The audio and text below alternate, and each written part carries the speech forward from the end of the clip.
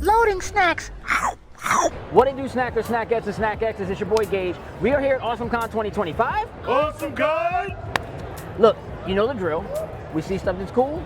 We want you to see stuff that's cool. Do me a favor, introduce yourself to everybody who's watching. Hey, this is JC Kang, USA Today best-selling author of Asian epic fantasy. Okay.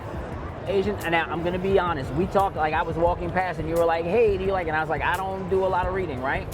Fair. But I love fantasy. I love sci-fi, right? So can you give me, like, what's the synopsis of the story behind this? Well, I have several stories. I'll give you the synopsis of the very first one. Sure. This is Songs of Insurrection.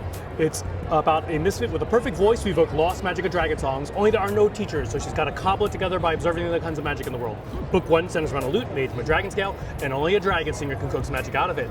She has to learn how to do it before her father, the emperor, marries her off to a sadistic traitor. Yeah, I know it happened to me. There's also a spy component where two snarky ninjas have to uncover a plot against the throne. Both threads come together in an explosive ending. It's the start of a 4-book complete series, action adventure, backstab and betrayal, just like my marriage. A little bit of best friends, enemies, lovers, slow burn romance. Okay. Not like my marriage. Not in your marriage. Good for you. I'm glad you didn't have that happen to you. No. Okay, so what else do we have? So other stories, this is about Crown of the Sun and Empire. It's a standalone story within the same world. Okay. It's about a boy who gets his eye gouged out, replaced by a glass eye possessed by a demon. It helps him see in the dark, it helps him aim a slingshot like RoboCop, but also whispers evil in his mind. He'll need in order to save his fishing village from an invading empire, but also resist his temptations. Or maybe he doesn't. I don't resist mine. Okay. Why should you? Why should I, right? Why should you? Exactly. I agree. I have lots of demons. I can't resist them. You should not. Now, I was just gonna ask, why did you choose to put those two stories in the same world? Well, everything was sort of an expansion of the first world I wrote. I mean, I basically wrote these stories, and I already knew I wanted to write this one. So it was just a matter of a timing and making it happen. Okay, yeah. Cool. All right, so what's next?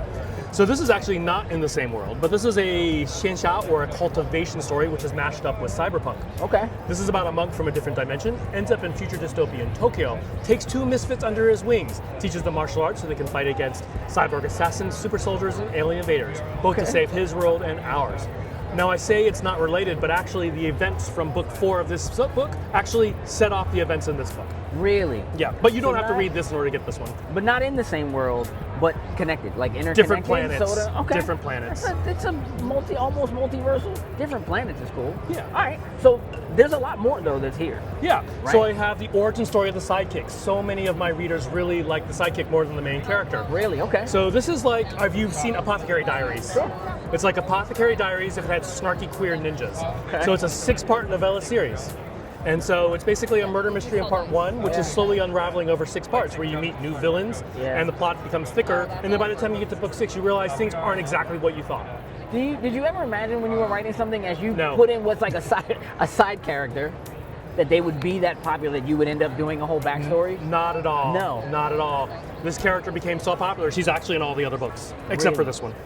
Okay, I like that. And so, like, how do people tell you that that's what they love? How do you find that out? That they're like, I love this character. Through my Facebook page, through emails, I had people who were reading it. I was very lucky in 2018. Sold about 50,000 copies of the first series online. Awesome. And so I was getting feedback from readers and saying, hey, we love this character. Tell me more about this character. Okay, I like that. So now, what are your next plans? What's next for you? Well, this is another series, and I am working on book 3 of this, and I'm not as good at pitching this one because I actually just started pitching it this weekend. Okay, well let's run through it. Within this world, every human ethnicity has its own magic ability, and that's how she has to learn from other people using different types of magic. Okay. But in order to improve her own magic. So this one is about a disgraced biomancer from an oppressive matriarchy who can only redeem her family honor by tracking down an escaped male illusionist.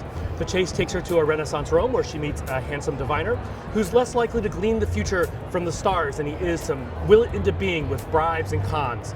The only thing he loves more than beautiful women and delicious food is his family mandate to protect the city. Okay. They'll meet the same snarky ninja in search of a traitor, and then a South Asian Jedi in search of his lost love, in a city where magic coalesces around ancient pyramids.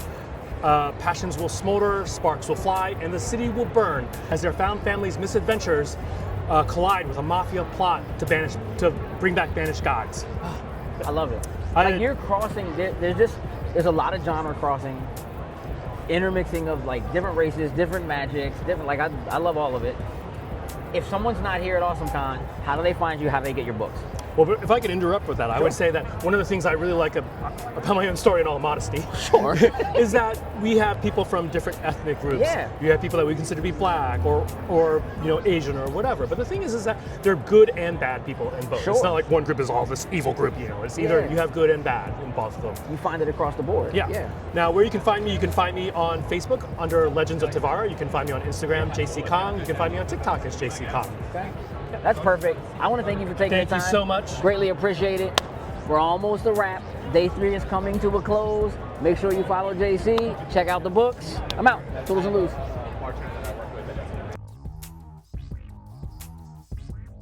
What it do, snackers and snackettes? Did you like what you just saw? Would you like to help us grow? Here's what you can do. Shoot over to patreon.com/loading snacks, and don't forget to like, share, and subscribe on your favorite platform of choice. Appreciate you.